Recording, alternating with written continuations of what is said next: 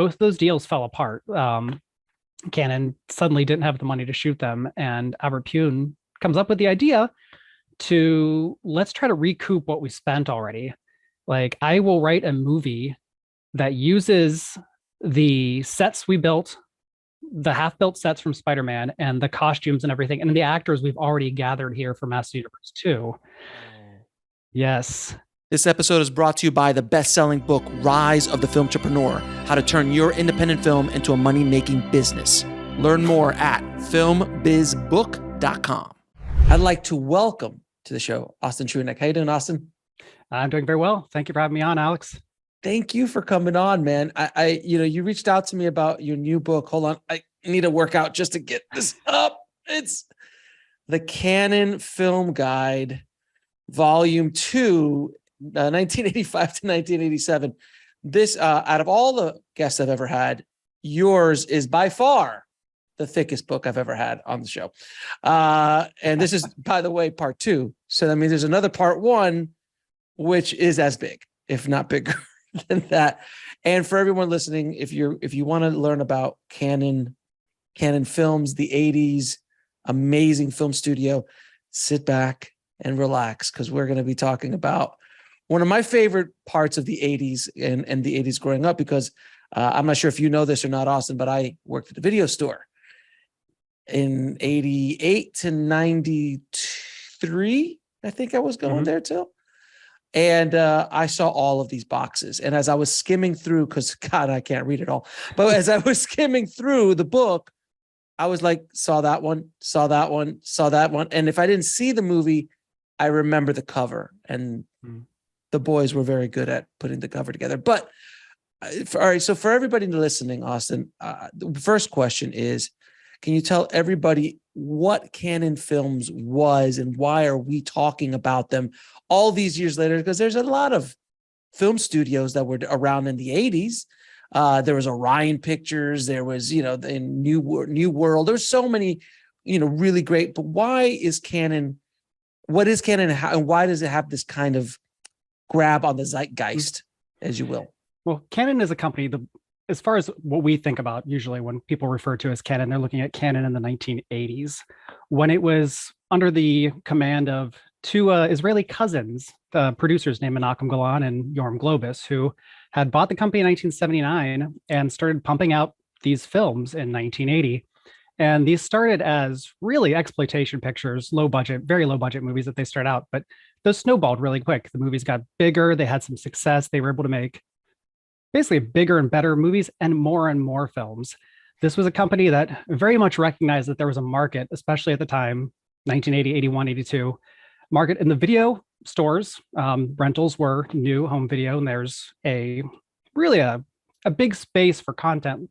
Stores needed to fill those shelves, and Canon was happy to help do it, as well as cable. Cable had, especially premium cable, had hours and hours of space to fill. So Canon was a company that, under Golden Globus, would sell movies to these markets primarily before they'd even made them. They would take big books full of ideas, big spreads in Hollywood Reporter and Variety, and they would wait till enough companies had agreed to buy the movie and they would go and make it. So this is a company that could make films very, very fast. And because of how they did the films, the quality wasn't always there. These weren't always great movies, but to say the least.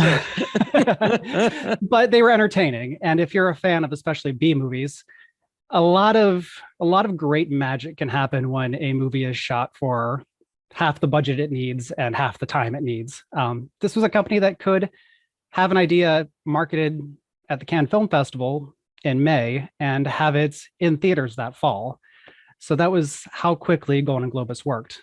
But people know them nowadays. They remember them now for their 8 ninja films, their 10 movies with Chuck Norris, the 8 movies they made with Charles Bronson, discovering Michael Dudikoff and Jean-Claude Van Damme. These were guys who Canon's bread and butter was this sort of low to mid-budget action movie.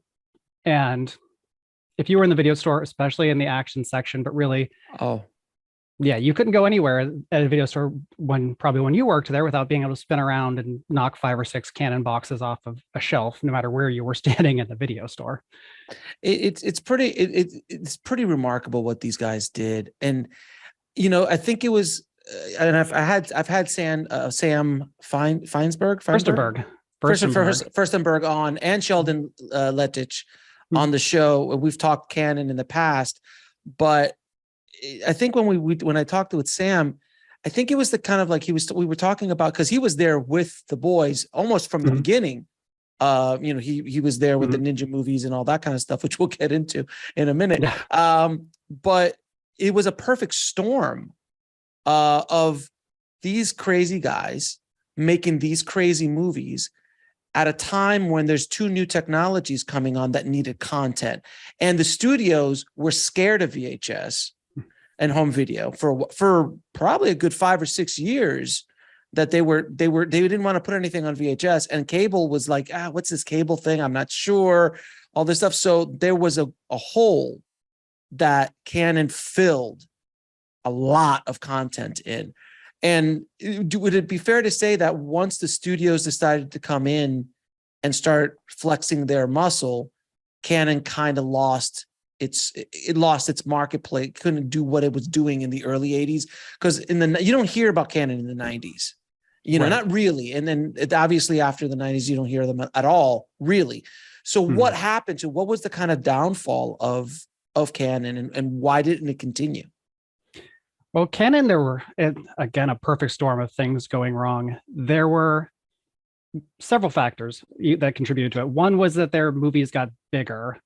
And when you're spending 16 to 25 million on a movie that makes 5 million at the box office, that's when it's trouble, when you stop making these $5 million movies that you pre-sell for 10. They just got out of what they did very well. There was also a string of bad investments.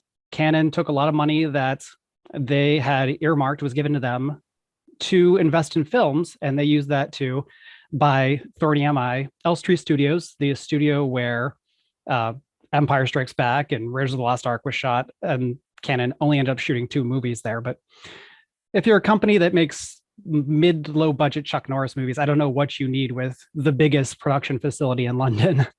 But right.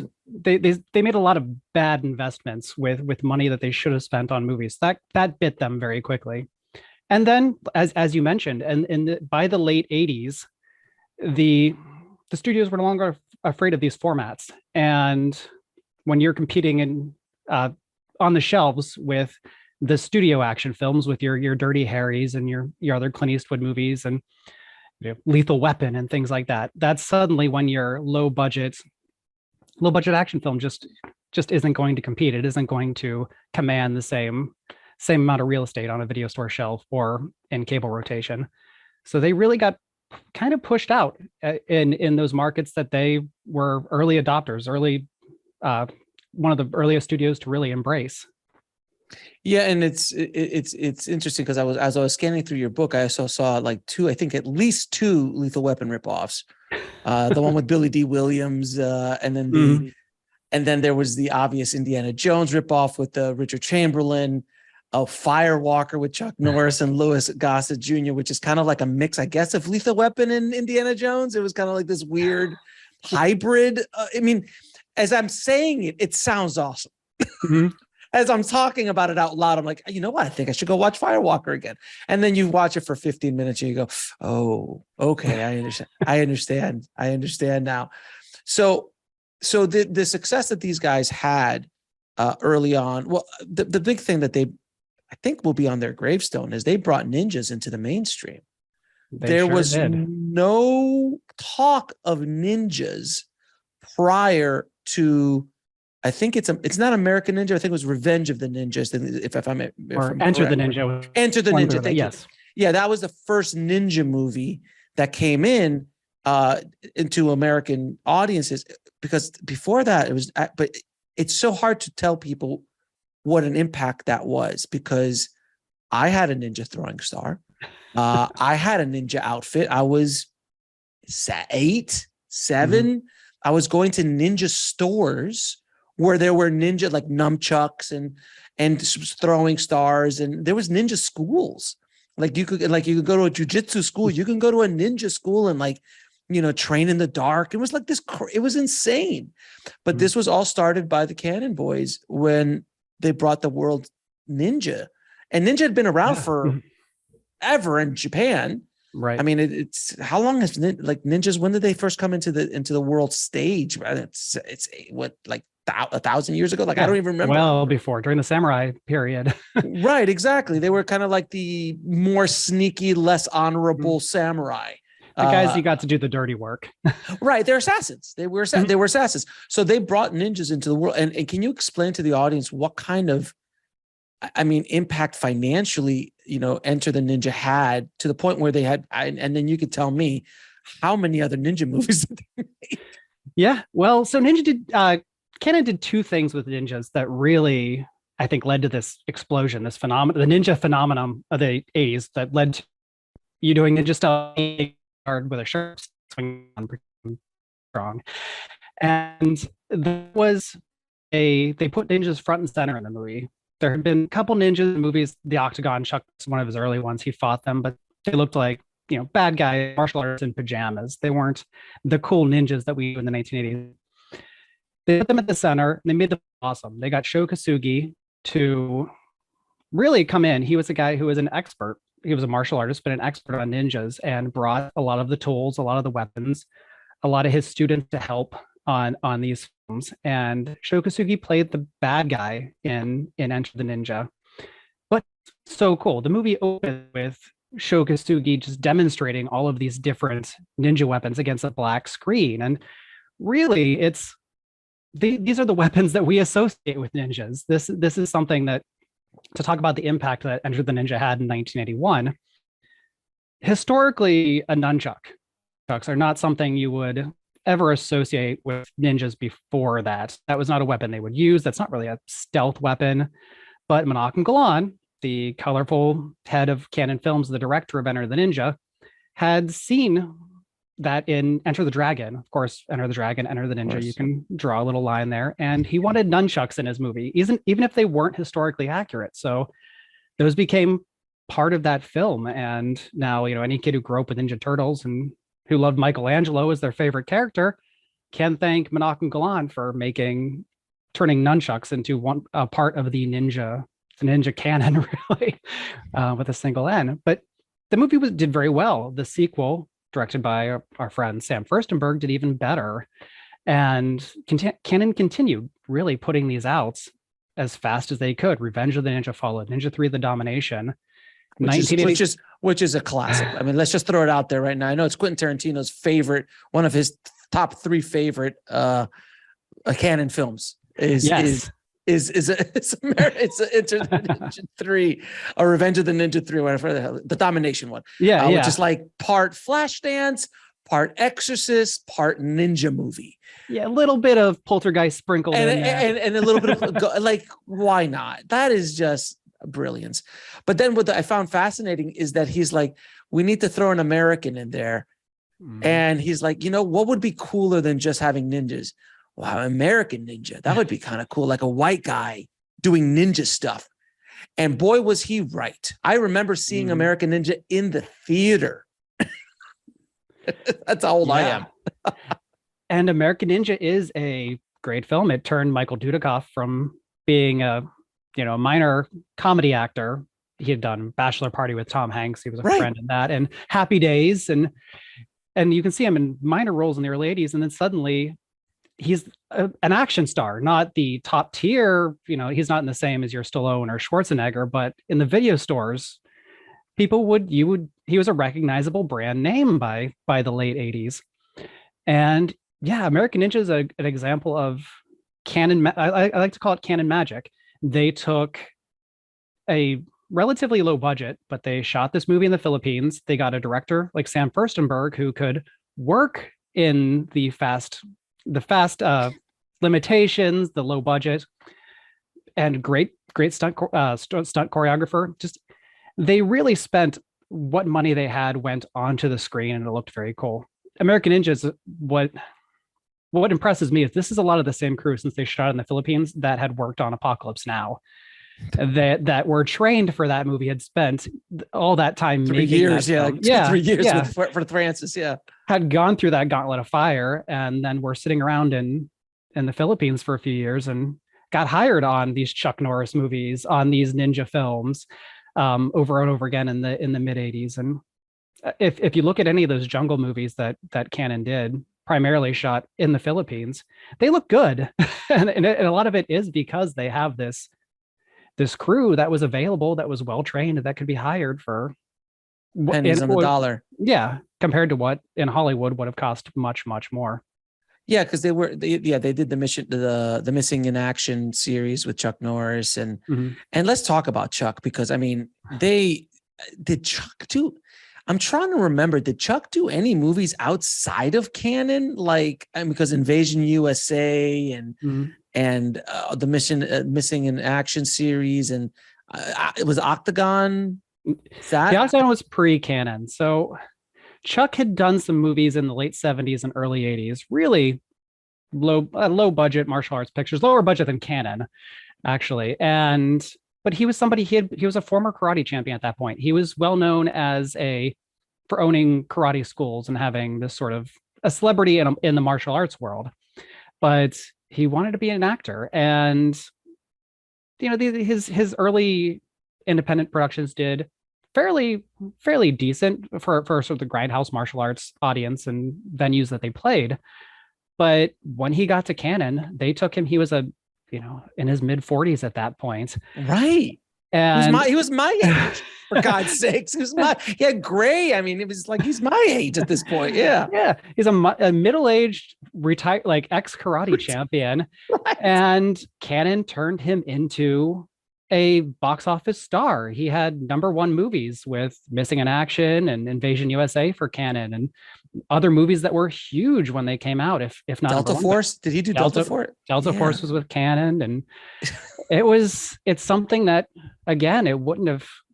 I feel like there are very few places that sort of magic could have happened other than a place that was run so fast and loose as Chuck Norris is someone who, when he came to Cannon, he was in his mid 40s. He had several low budget, moderately successful independent movies, but very small movies, martial arts movies. And as a 44-year-old, 45-year-old ex-karate champion instructor, he became a box office star. He had #1 movies in Missing in Action and Invasion USA, and huge films like the Delta Force that came out with Cannon. And again, this is a guy who was pushing 50 by the time he really reached his peak at Cannon.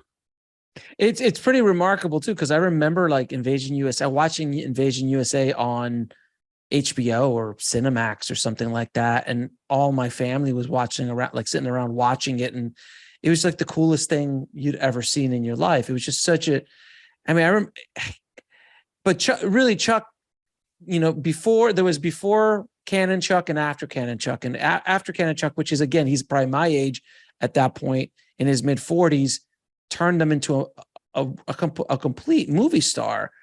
And I don't know, did Chuck, I mean, obviously Texas Ranger it's a monster television hit. But this is years later. I think that was in the 90s, if I'm not mistaken, when Chuck did that. And that was almost like a good retirement plan for Chuck, because he just went off. He's like, oh, good, I'll just stay at this one location. I'll just keep shooting these things. And they went on for like, what, a decade? I think that show went on for a decade or so. Yeah, and that was actually produced by Cannon Television, the very first set of episodes. Unfortunately, they were on their last dying gasp by the time that came out. Yeah, so that was really, again, something where if the chips fell slightly differently, where we might still have a Cannon today, but Walker Texas Ranger came out just really as they were barely hanging on to. And if they would have, Texas Ranger would have held them all, would have definitely held them together if they would have been able to hold on to it. But it's interesting, and it's a lesson for people listening, because they veered away from what made them successful.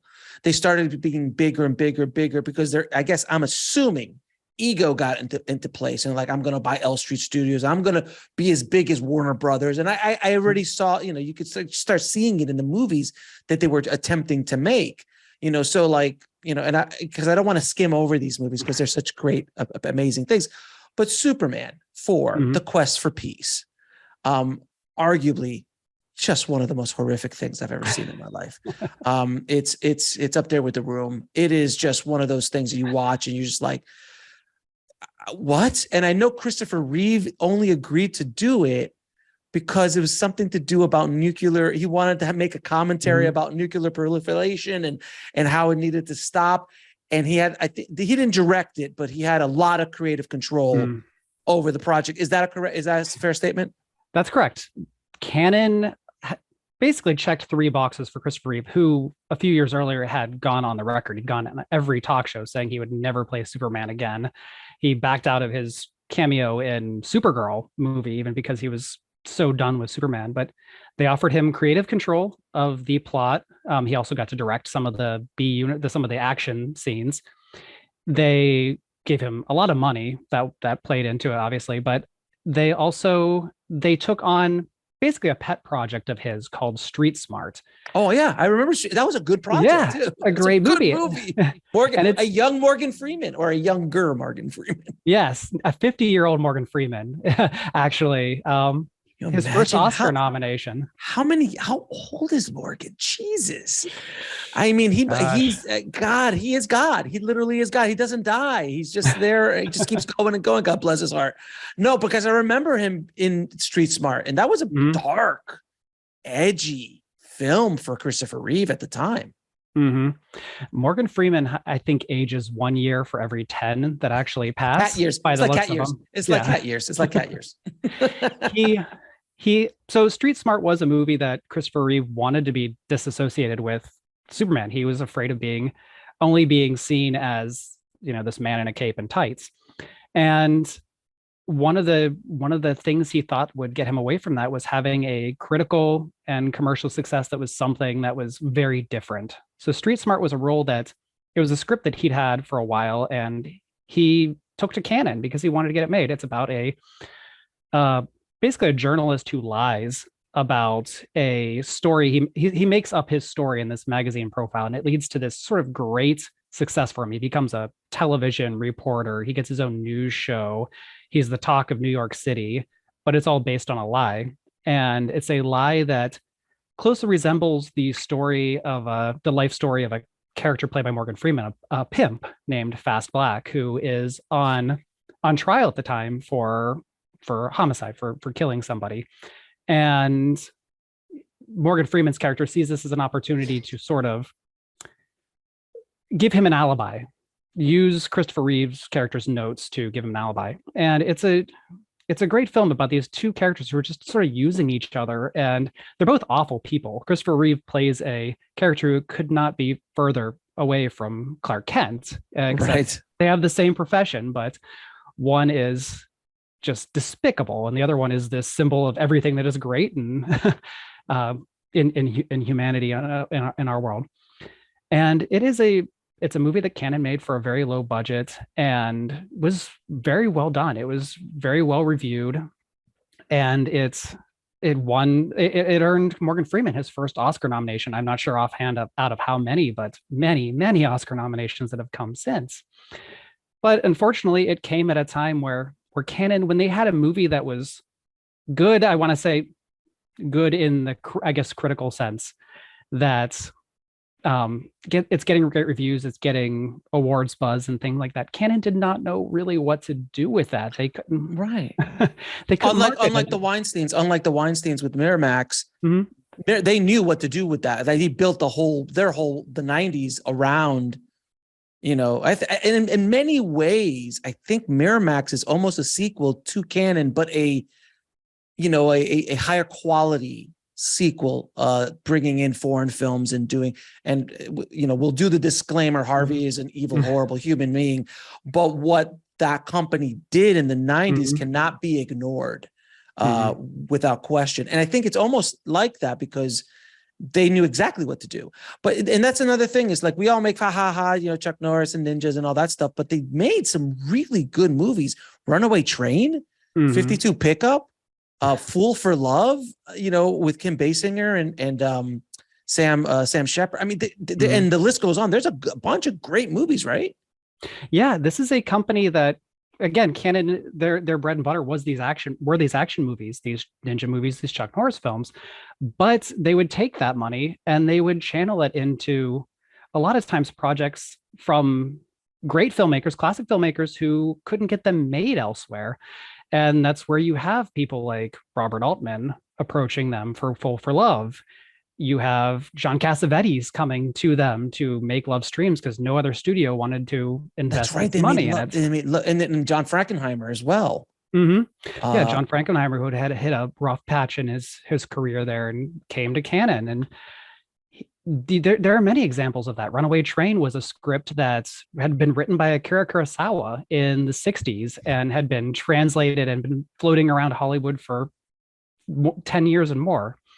And Canon finally brought it to the screen. That championship season's a lesser known one from 1982, but it's a Pulitzer winning play by Jason Miller, who this is a movie that had been with every studio and the project kept falling through. And Canon finally said, if you can make it on a Canon budget, we'll let you make it how you want it with who you want in it, if this is the amount of money that you have. So this is a company where not just filmmakers, but stars who had these sort of pet projects like Reeve and Street Smart and Katharine Hepburn in a project called Grace Quigley that she'd been trying to get made since the 70s.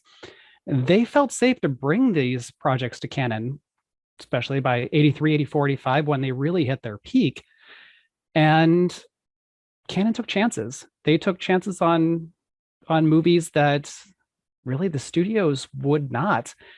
And because they were doing it on a budget, though. That's why, yes, right? They were doing it on a budget and they were pre-selling it. They knew a star's name. If they could sell Katharine Hepburn in a movie, done.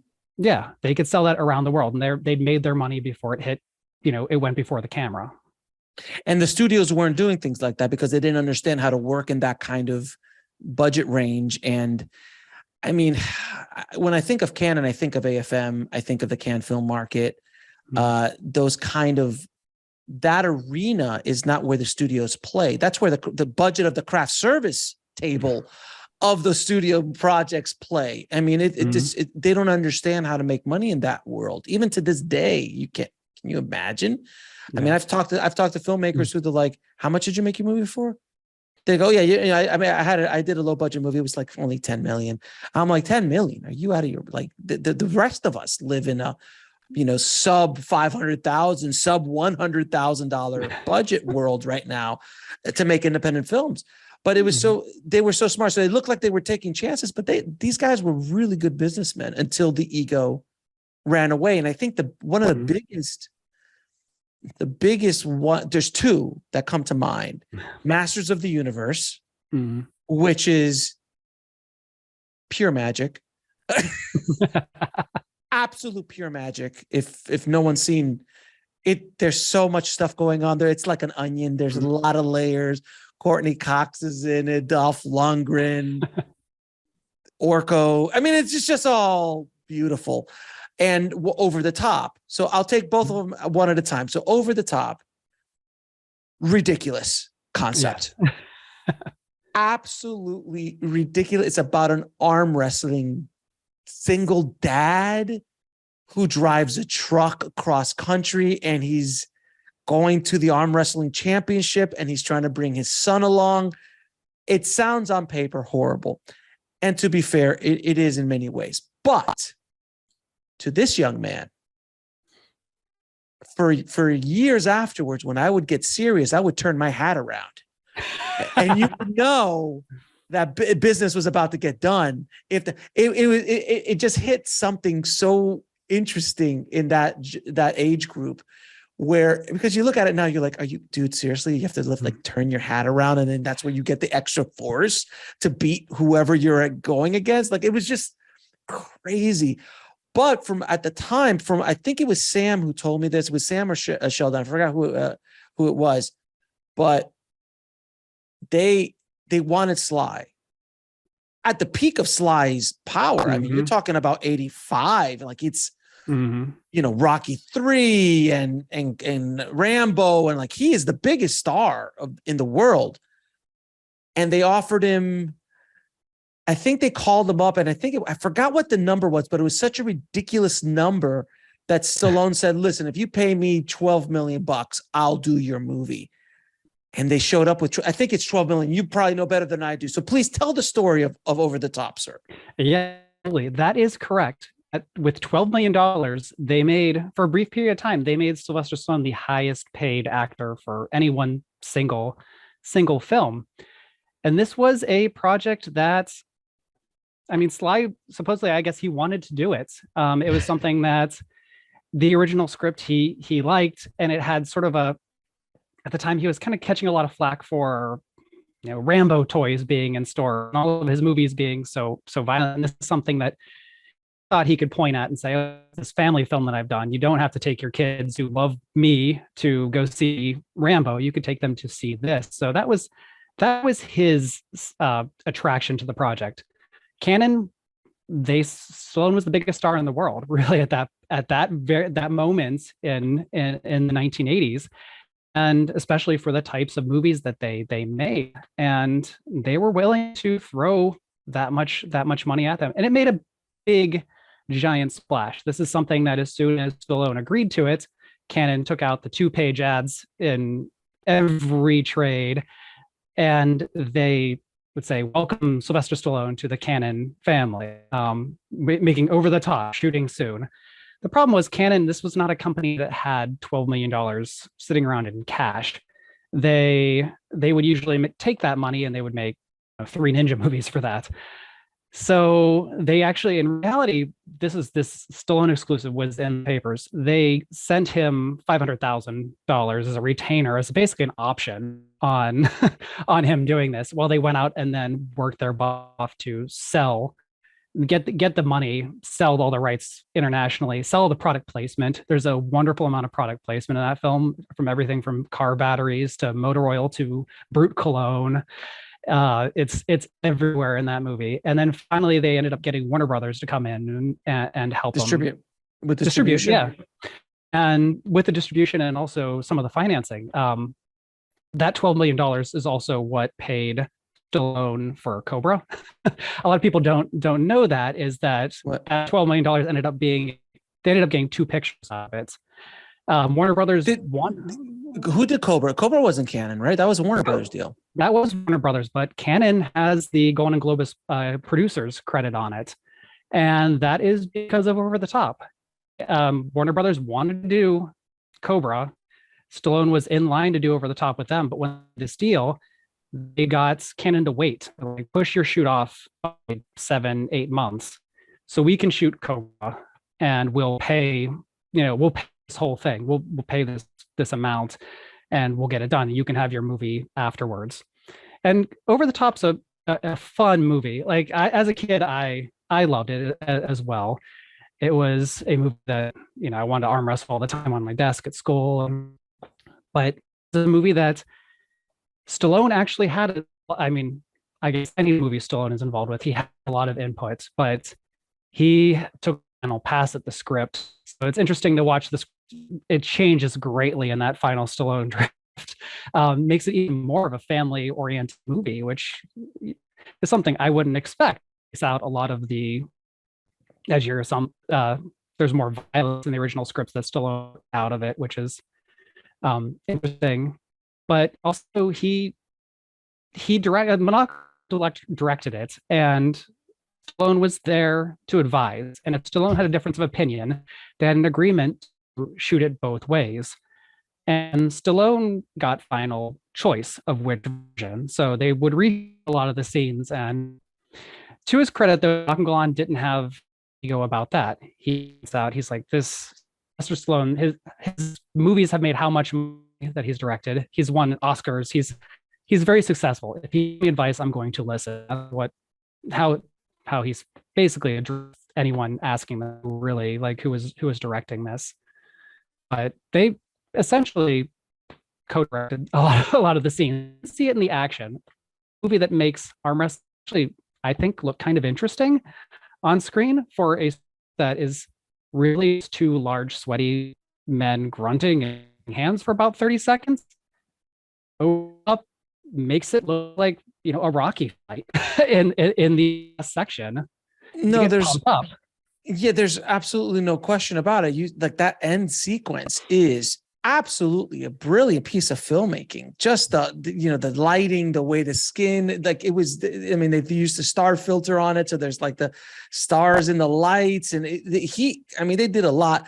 And as you're saying that, that makes all the sense in the world that Sly would have just basically controlled that film. There's no question about it. And it is very family friendly. Like it's about a kid and his dad. I mean, the movie's about a kid and his dad. That's basically what the movie's about. It has to do with arm wrestling in the background, but it's just that's one of those things. Was that the movie that started, or was it Masters of the Universe is the one that really started the downward spiral of canon? It's really a 1, 2, 3, because you have all in 1987 in the space of really 6 months. You have Over the Top, Super War, and then Masters of the Universe. All three of these movies that Canon spent a lot of money on and years of promotion, and they were not hit. They were not the gigantic hits that Canon needed them to be to really going at that point. So that was when a lot of the trouble really happened. I think I like to look at it as you look at the prices of stocks, Canon stock at the beginning of 1987, and then the really September of 87. It's gone from trading from $40 to like under $4. Was Canon a public company? They had a public sale in 86. So that was where a lot of this money that they spent on real estate came from, beyond, as well as like basically promises of loans from banks. So going to Masters of the Universe, which was a monster budget for them and just a huge, I think what was the biggest production they ever did? Was it Over the Top or was it Masters of the Universe? Well, Over the Top would have been the highest budget. Another one that was very close was Life Force. That was a $20 million movie. Life Force. Wasn't that about vampires in space? And Vampires from Space, yes. Yeah, God, I vaguely remember that movie, but I remember that, but that had no major stars in it, and they spent that much money on it. They had no major stars, but they had John Dykstra doing special effects. They had a script by Dan O'Bannon. They had Toby Hooper directing. They had a lot of the team from Star Wars, Nick Maley, and his team doing the creature effects. This is the guy that helped design Yoda and the Cantina band. This is all of that money was spent on the screen. That's a movie that, for being a kind of silly movie about space vampires, is beautiful. It's all sets, it's all matte paintings, it's all shot with people actually on wires when you have the people going through space. It is just one of those movies, as far as practical effects go. It's one of the last great showcases really for the mid to late 80s, because very soon after that, a lot of those things were going more and more digital, more and more computer being involved. And they had no stars because all of that money really was spent on sets and effects. And even then, I mean, I think that was one of the mistakes they made then. And this is something I preach about all the time on the show, is like, you need some sort of star power the higher that budget goes up. And unless the star power, because Toby Hooper wasn't, I mean, he's Toby Hooper, but he's not Spielberg. Mm-hmm. And even Spielberg, I'm not sure would have been able to pull that off. There's very few directors that had that kind of, a Scorsese or Coppola or something, might have had that kind of box office power back in those days. But that's a mistake. They needed to, if they would have put Chuck Norris in Life Force or Michael Dudikoff in Life Force, it probably would have sold better. I'm just throwing that out there. Yeah. Had even just their ability to sell it abroad, if they had a name that they could pin to that film, I think would have helped a lot. But they had to sell it on the strength of the team behind the camera, and it's hard to sell a high concept sci-fi film Right. releasing in the summer on that sort of In marketing angle. 87, competing with Predator, competing with Lethal Weapon. Like, I mean, you're talking about like really great years of 80s action sci-fi-esque Mhm. stuff coming out. I mean, there was, good Lord. And I think that, it's such a fascinating story to see how these guys in such a short period, within a decade, rise and start to tumble and fall within a pretty much of a 10 to 12 year period. It was you could start watching it, and I have to believe that ego had such a huge part to play in it, just because they just wanted to become bigger and bigger, but they overextended themselves, they over leveraged themselves to the point where if they would have just kept sticking to what they knew and maybe just amped into what they knew more, they could still be going today, in many ways, because these movies haven't gone away. I remember walking into AFM for the first time and looking up at the giant poster hanging from the ceiling, and it was, it's Mike Tyson versus Steven Seagal. I'm like, well, there you go. And by the way, let's go back for a minute to a movie called, which from what I understood, was one of the biggest cash cows ever in the canon, which was Break-In. The original, if it was before Beat Street, if I'm not mistaken, in the breakdancing fad of the, I think it was 85, 86 is when that came out. That exploded, and that had no stars in it, but it had breakdancing in it, and everybody wanted to know about breakdancing, and it exploded. Is that correct? Mm-hmm. Break-In was a movie. It came out in May of '84. It is the idea behind it came in Canada supposedly because Menachem Golan's daughter was on Venice Beach and saw the dancers and suggested it to him, and that was the story he always repeated. And they came up with the idea, and then Menachem, that Beat Street was in production. It was already in production when he had this idea. Let's do ours. Let's do one faster. Let's get before Beat Street. I think he heard that Beat Street was coming out in June. This is early '84, so they rush this. They find the dancers. They basically bang out a script really fast. They shoot it as fast as possible, and they get it out in May of '84. It was the first one into theaters, so it hit that breakdance craze. Even though the idea came later than Beat Street, it beat Beat Street to theaters, and it was a huge hit. It was the soundtrack the hit? The movie was, did spectacularly in theaters. And Canon, of course, within 2 weeks of the movie coming out, had already had ads running in the trades for Break-In 2. The electric Boogaloo, the greatest title of all time. Yes, and that was going to be ready for Christmas. So they made 2 breakdance movies in the space of about 11 months from when the idea to make a breakdance movie came to when the sequel came out in theaters. And the thing that's interesting about it is that Beat Street is a much better breakdance movie. There's just no question. I mean, it's the dark, gritty. It's 2 different kinds of movie. Break-In is like more New York, and I was living in New York at the time, so it was like a more gritty New York, in the subway, that kind of break. It had the core message.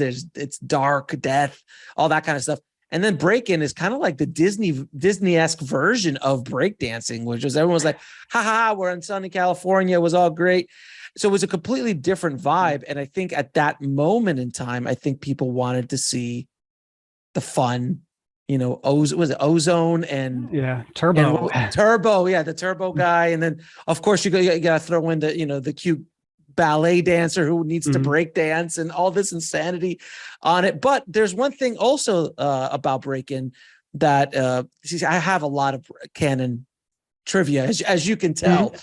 I love it. That there was a young star who played an extra role in Break-In, which is genius to see. Yeah. It is Jean-Claude Van Damme on the beach. I think it's on Venice Beach or something, in the background while they're breakdancing, and he's just doing just dancing like the most awkward, weird dance. And he's got like spandex on, the 80s spandex on. And he must have been what, in his mid-20s, young, Very young. Jean-Claude Van Damme in it. So, I mean, I remember seeing that for the first time. I remember hearing about it because after I saw Bloodsport, I heard that he was in Breaking and I got Breaking and I was just scanning it till I found him on VHS. And I was like, oh my God. So can you tell the story of Jean-Claude and how he was discovered, if you will, and got thrown into, because I also have a bit of Jean-Claude. He was one of my favorite guys growing up. Oh. So we're talking about No Retreat, No Surrender, Black Eagle, then came Bloodsport, and then Cyborg was in there somewhere. I think it was right afterwards. And then the studios got a hold of him and Double Impact and all those other ones that they did afterwards, which were, Kickboxer and all that kind of great stuff. But Bloodsport was the thing that blew him up. Can you talk a little bit about how the Cannon boys got a hold of Jean-Claude? So Jean-Claude came to the United States from Belgium wanting to become a movie star. He actually moved here with his enemy, his nemesis in Kickboxer, Tong Po, Michelle Kiss. They were best friends. They would watch martial arts movies, Bruce Lee movies together, and they moved together and they were roommates in Los Angeles as young aspiring actors. And Jean-Claude is a very smart person. Like he doesn't get enough credit for that side of things, but he knew that he looked at Canon. It was a company that they were making these ninja movies. He looked at what they did with Chuck Norris and saw that if he was going to break in and be one of these stars, that Canon would be the company that could potentially do that for him. So he started going to the Canon offices every chance he could get, and he would sit in the lobby. He would hang out when he wasn't working, when he was working as a waiter and things at that time. He would wait for Golden Globus, and he would demonstrate his kicks. He would do his splits, or he'd wait and see Chuck Norris. Chuck Norris was someone who spotted him early on in the Canon lobbies, and Chuck actually kind of hired him as an assistant for a while. Jean-Claude is credited for stunts on Missing in Action, and it's because he traveled along with Chuck when he made that movie, and they would jog together, they would work out together. There's some great footage of John holding the mats as Chuck Norris is kicking them, like very, very early on at that age. And that's also how he ended up as an extra in Breakin'. Canon was making that movie really fast. There's this Belgian kid hanging out, good-looking Belgian kid hanging out in their lobby. They're like, "Oh, come on, get in the van. We need dancers for this scene." And that's how things like that happen. But this went on for years and years. Finally, from what the story I got from Jean-Claude, that's a preview for book 3, is that I guess Menachem really kind of just gave in from this kid sort of harassing him. Basically, trying to become a Canon star by harassing him, splits and kicking him at him in his lobby, and brought him up to his office. And Jean-Claude, he does it. He says it, and he still has that accent where he's like, I get up to Menachem's office, I take off my shirt, I start doing the splits, and Menachem at that point says, you have too thick of I don't think you're going to be a great star, but I have this project. He gets out the script for Bloodsport, and Van Damme is on a plane to Hong Kong to shoot Bloodsport. What's interesting about Bloodsport is that's a movie that sat on a shelf for quite a while. It was shot in 1986 and it was released in early 1988. And this was a movie that when they came back from Hong Kong, Golden Globus saw the initial shot, which I've never seen. I would be very interested if it still existed in some form, but they thought it was unreleasable. They thought the movie, and looking at the movies Canon did release, if Golden Globus judged something unreleasable, it must have been pretty rough. But that broke Jean-Claude's heart. He went on to do other things in the meantime, but some did late at night, really after the Canon was done for the day, he would go to the Canon offices and sit down with one of their in-house editors, and they would the fight scenes. So it's John and a Canon, an underpaid, overworked Canon editor sitting overnight cutting Bloodsport and adding really a lot of the slow motion, a lot of things we see in the movie that you would get from Hong Kong movies where a punch 1, 2, 3 times, use different takes and different angles over and over to nail every blow home, and that was added. And so by late 7, get 88, in dire financial trouble. They had just had Mass Universe and for all these flops, all these other troubles with having to pay back loans and just not having money. They're releasing everything they can to just get some money. And Bloodsport was a movie that the new cut, they looked at and said, okay, wow, this is much better. And it was a hit. Bloodsport made Van Damme.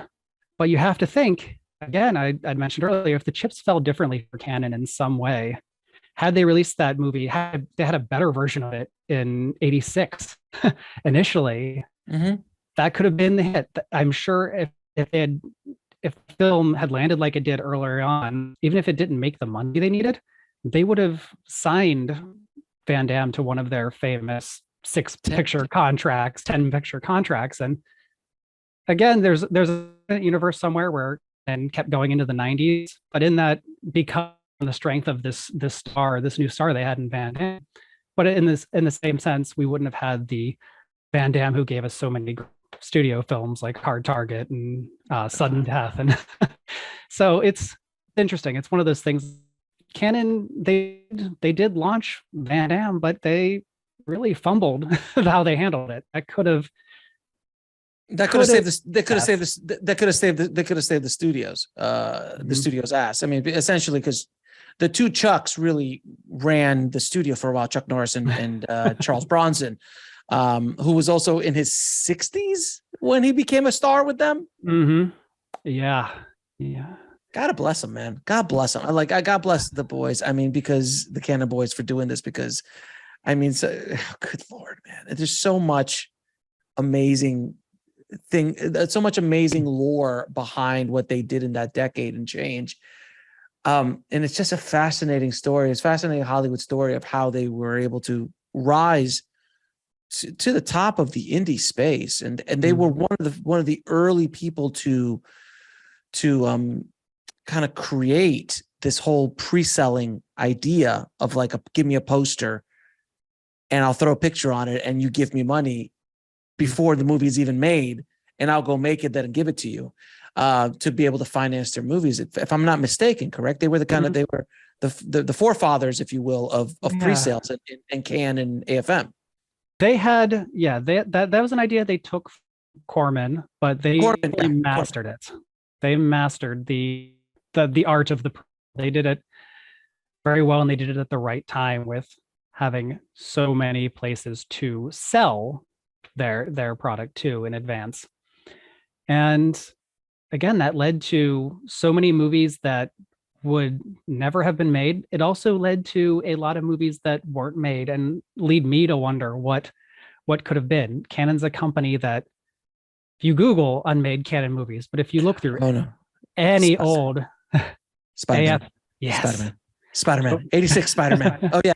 Like they had a poster for it. It almost got, what happened? Do you know what's the behind the scenes story about Canon's Spider-Man movie? Because I remember Corman, I think Corman's the one that made the Fantastic Four movie. So he wouldn't lose the rights, and then never released it. I think it's now been released since then, but Spider-Man, because that was Marvel was like in bankruptcy. They didn't know what to do. They were selling off the rights. That's why it took us forever to get a Spider-Man movie. What was the story behind that Spider-Man movie? Well, Marvel was in a lot of trouble, and this is something that's hard to imagine now in the environment, but they were in dire financial straits, and movies were not something that people were in. That was something that still considered the idea of it, but they were shopping the rights to raise money for their company. And Canon came in, they bought Captain America and Spider-Man rights. And these were two characters those were the only two that of the entire Marvel catalog that they thought were thought had any potential for making money. They could have had the entire Marvel catalog, like every hero for a song, and they just cherry picked those two. The rest ended up going to New World when New World bought Marvel. But right, the Punisher and all that stuff. Yeah. But Menachem Golan, what is funny is he bought the rights to Spider-Man, not having never read a Spider-Man comic, not being familiar with the character. He was under the impression that Peter Parker was a college kid who turned into a giant tarantula, like a teen wolf sort of thing. And the earliest Spider-Man ads, the trade ads for it that they put out, because Canon would announce everything immediately as soon as they had any sort of plans in place, was going to be directed by Tobe Hooper with a script by Dan O'Bannon, the alien guy.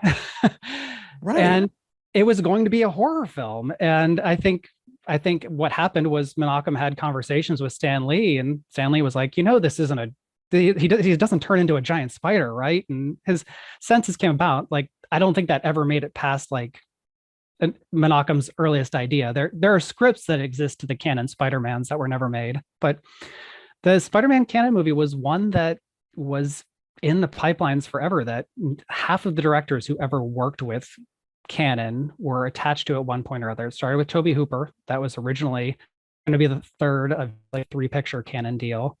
Then for a long time, Joe Zito, they spent a lot of money. Joe Zito, the director of Invasion USA, developing that one he spent money scouting places, just trying out some of the effects and some of the things that they wanted to do.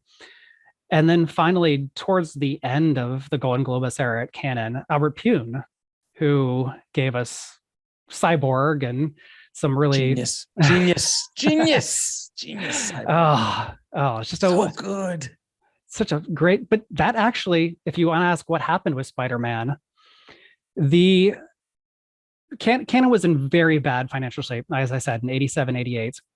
But they had already put some money into developing 2 movies. They were going to shoot these 2 movies back to back at Dino De Laurentiis' facilities down in the Carolinas.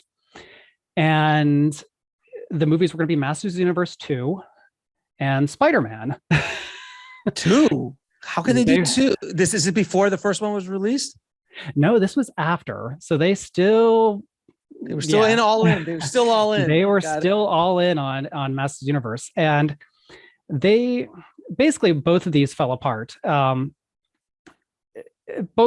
they had already been doing some work. They had been building sets for Spider-Man. They had shipped all of the costumes from the original Masters of the Universe to DEG Studios to start on that. And Albert Pune's plan was, and this is one of my favorite things about the abandoned Spider-Man, is they were going to shoot all the Peter Parker stuff in the first, I think, 2 weeks. All the stuff where he's just the nerdy normal teen boy. And then they were going to take a break. They were going to take 8 weeks in the middle, and they were going to shoot Master Universe 2 in the same place with a lot of the same actors and crew. And the Peter Parker actor, who was this a stuntman at the time, Scott Leva was his name, would have just gone on a training regimen. Like, I don't know if they were going to get him into the gym with Lou Ferrigno or something, and he was just going to get jacked. And so over this 8-week, just hardcore working out, he'd come back and be trim and muscular, and that's how they would handle the Spider-Man transformation. Then they would film all the scenes where he's in the Spider-Man costume. So that was, it's such a canon way of doing it, of being able to handle a transformation very cheaply just by taking a break. And they would shoot those last few weeks. But both those deals fell apart. Canon suddenly didn't have the money to shoot them, and Albert Pune comes up with the idea to, let's try to recoup what we spent already. Like, I will write a movie that uses the sets we built, the half-built sets from Spider-Man, and the costumes and everything, and the actors we've already gathered here for Master Universe 2. Yes. This is news to me. I'm fascinated. Yeah. So these 2 movies. So Albert Pune wrote Cyborg, basically banged out that script in like kind of a weekend long fever dream. Makes sense. Took it to Canon. They presented it because this was after Bloodsport, and they still had another deal with Van Damme to do more movies, and so Van Damme picked that script. So they ended up going and shooting Cyborg. a script that had been written in record time with Van Damme using the sets from Spider-Man and a lot of the actors from what would have been Master Universe 2. The bad guy, Vincent Klin, who has Yeah. the, he was a surfer. He-Man was going to be played, Dolph Lundgren was not coming back for the second one. He was going to be played by Laird Hamilton, the surfer. Laird Yeah. Hamilton was going to play Masters of the Universe. Are you kidding me? He was Dolph's replacement, yes, for He-Man. He's not as bulky. Not as bulky. No. But he brought his friends, he brought his entourage, his crew with him, and they were all going to be sort of these barbarian, like He-Man's like sidekicks, because they did not have any of, like, the second Masters was going to be a much smaller budget than the first. But they stayed around and they played the bad guys in Cyborg. So Vincent Klin is a surfer. He was one of Laird Hamilton's friends who had come to be, a barbarian buddy. Is he the guy? Please remind me. Is he one of the bad guys in Point Break? Oh gosh, because he has such a unique look.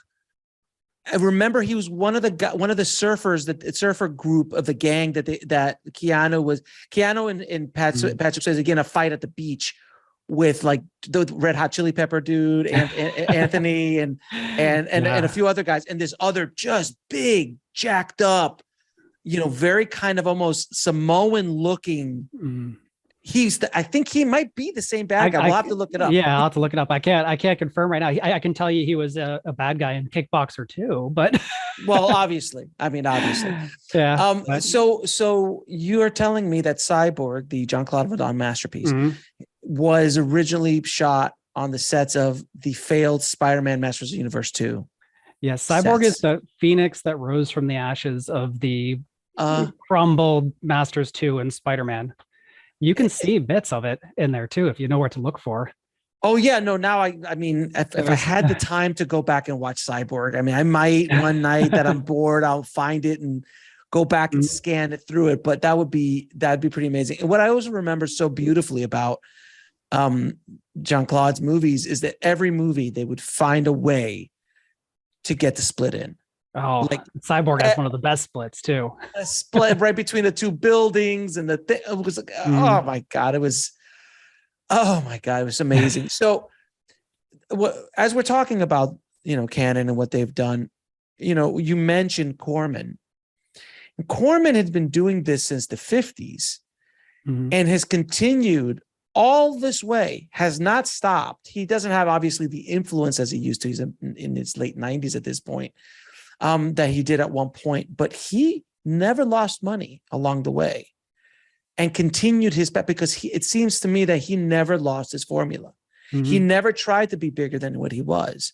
He understood that, like, you know what, this is my lane, I'm staying in it. And the Cannon boys just couldn't deal. They had to go outside their lane. They wanted to be bigger than their bridges. Cannon, the Golden Globus, they modeled themselves over, they wanted to be the next major studio. Is one of the things that they always build themselves, the next major studio. But they modeled themselves really the way they did business, not after studios of the 1980s, but studios of the 30s, 40s, and 50s, those old moguls. Nobody was signing people to 10 movie contracts, these gigantic, long. Cannon was, because that's who Menachem Golan, that's who he idolized, those Louis Mayers and these moguls of the golden age. It was the studio system. It was the old school studio system where they owned the actor for 10 pictures. And that's what they wanted to be. But Corman was somebody that they admired. Corman was actually somebody that Menachem Golan, who he looked up to. One of his first jobs was a Corman picture called The Young Racers back in the 60s. Yeah. And that's a film that Menachem Golan worked on, Francis Ford Coppola worked on, and Robert Townall worked on. Jesus. And this was a B, almost a C-level racing movie that Corman did. And just the people that came out of that film, that the talent and the impact on Hollywood in one way or another is just incredible. I could keep talking to you for at least another 5 hours about this, my friend. I do appreciate you coming on and writing the second volume of the Canon Film Guide. this is, I think you have opened the door to anybody who ever wants to write a book about canon, and then you shut the door right behind you, because there's why there's going to be 3 volumes. The third one's coming out soon. How many pages is this? Just over 1,000. 1,000 pages. This is volume 1,000. First one's about the same, right? So 2,000. Where I'm assuming the next one's not going to be 100 pages. So probably not. So it is fascinating. There's so much I didn't talk about, so many movies that we could just go over and over. And I mean, each movie is like a 2-hour episode and how they did it and how they get this way. And, you know, Barfly was one, like, I was like, Barfly was made by them, and Runaway Train and all these, you know, these amazing films. But my last question to you, sir, I know it's going to be a very difficult question. 3 of your favorite canon films of all time. 3 of my favorite. Well, I'm going to pick 3 very different ones. The easiest one, my go-to, is always going to be Revenge of the Ninja by Sam Firstenberg. That's the canon box that burned itself in the back of my brain as a kid, and made me, one of the reasons I want to get back to the video store over and over again until I could finally rent that one was one such movie. I love Invasion USA. So I'm sitting in front of a Invasion USA poster right now. But as far as the Chuck Norris movies, this is a movie that is big, silly, doesn't make exact sense, but the action is so good. And since you've got Van Damme in my mind, I have to go with Bloodsport. Yeah, it's such a, again, like, Van Damme made so many great movies. That's probably still my go-to if I'm going to pick one Van Damme movie just to throw on. All right. Just on a side note, if we can go back to Van Damme lore, besides JCVD, which arguably is one of the best Van Damme films ever, because it's just so it's not a normal Van Damme film. It's a drama, but it's just so beautifully done. I think he peaked as a quality film, not fun film, quality film. I think Time Cop holds probably, because it was Universal Studios. It was a big budget. At least in my memory, I can't fight about it with anyone because I haven't seen it since it probably came out. But I remember being like, you know what, this is a really good, well-written, good story kind of film. Bloodsport has a special place in my heart because I just could not stop watching Bloodsport. I know it so well, but in my mind, it lives beautifully. And then the other day I turned it on. I'm like, no, I got to turn it off. I can't, other than the action sequences, I can't watch the story or the acting because it will ruin it for me. You know those movies, like the things that were perfect in your head, and then you go back and going, oh, that doesn't age well at all. And but Kickboxer, Cyborg has a special place in my heart. I mean, No Retreat, No Surrenders cameo essentially that Von Damme did. Was that his first? Was that the first thing released, if I remember? Or is it Black Eagle was second, if I'm not mistaken? Yeah, these movies were ones that came out while Bloodsport was sitting on the shelf, which is crazy to think that this is just sitting collecting dust in Cannon's closet while he's doing these movies where he's essentially playing, you know, Soviet bad guys. Well, the funny thing is that, and I talked to Sheldon about this, and Sheldon was the one who wrote Bloodsport. He created, and Van Damme and the movie Bloodsport basically created Street Fighter and created Mortal Kombat, and the fighting games as we know them came because of Bloodsport. I mean, there's even characters in Street Fighter that are a little close to Bloodsport. So it really shifted the zeitgeist. It was in the zeitgeist and shifted popular culture in many ways. It's fascinating to see what these films that we grew up with, what they've done in the course of 20 or 30 years, and what they did and how they've affected pop culture. And I mean, created, you know, stars of people that in today's world would never a Van Damme would never in a million years rise today. Not in the way, it's just too much competition, too much. But without them, would there even be a market for those kind of films. That's without a Van Damme, without Bloodsport, is there Above the Law? Is there a Steven Seagal at that point? Without the ninja movies, do we have a Bloodsport? Maybe one day, who knows? But that's just us talking. My friend, I appreciate you coming on the show, man. This has been so much fun going back into the archives of my Canon brain and all the amazing stuff. I mean, you have now, after the Canons, you have to do one on New World, then you have to write a whole series of books on Orion, and then you got to keep going, and you get a Trauma. I'm sure Lloyd would be more than happy to talk to you about making a whole series of. I mean, you've got the rest of your life to write all the rest of these books, sir. Yes. But and one last question, man. Why? Why did you sit down and write 2,000 to 3,000 pages on a B level, if not C level, movie studio from the 80s? What was it in you that said, it's not like you want one little book about, you went, deeper than anyone has ever gone before. Why did you do it?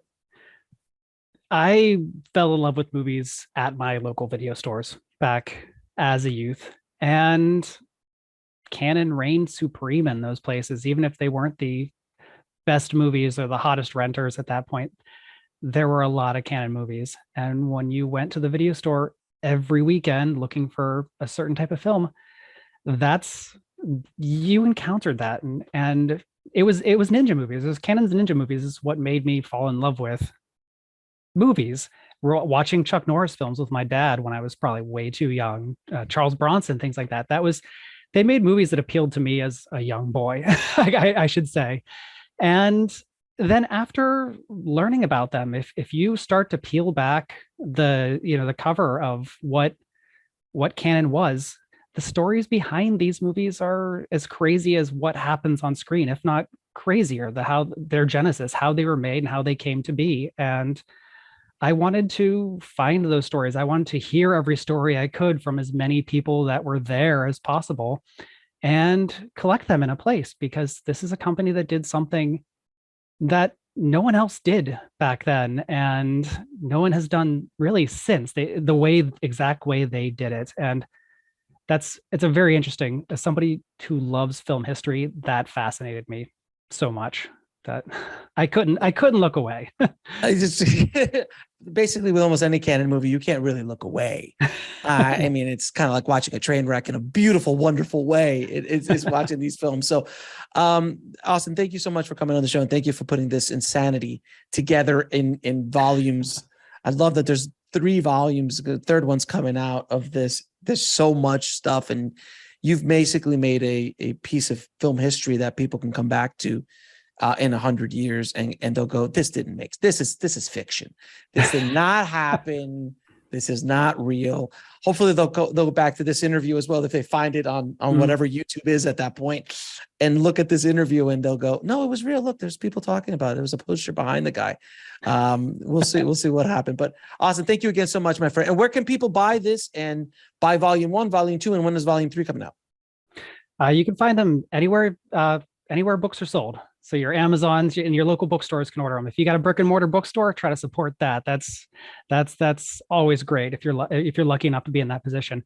People can find me online I'm at Canon Film Guide on Twitter and on Facebook. It's my social media handle, and I'm always sharing more Canon information on there. There are so many things that, as big as these books are, just would not fit. And social media is the place that I can keep that conversation going, answer questions, and just show the weird things and crazy stories that I'm still stumbling across that even I can't believe. And by the way, last question, did you ever talk to the boys?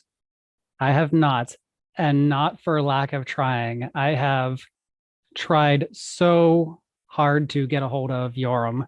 So Yoram, if you are listening, I've sent many emails to your assistants. I've sent letters to your office. I would love to talk to you someday.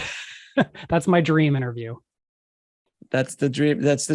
So none of the boys you've got that ever get to talk to. So it's all secondhand stuff from like Sam and all these interviews that you've done over the years, of people who are still alive and working. And did you ever talk to Jean-Claude or Chuck or? Any of those guys? John Claude I've spoken to, so he'll be in volume 3. Chuck, no. Chuck is not somebody who looks back very often. But interesting. He's never really done retrospective interviews or anything. And he, sadly, I mean, I don't know that he will. He's never been on a commentary or anything like that. I would love to speak to Chuck. He's another one. But yeah, Jean-Claude, I've talked to Michael Dudikoff in the second one. I've talked to, at this point, I think about 80 people who worked for Canon at different points, one point or another. And yeah, I'm still reaching. If there's anyone who's missing from the books, it's not for lack of trying. I'll say that. I've reached out to everybody.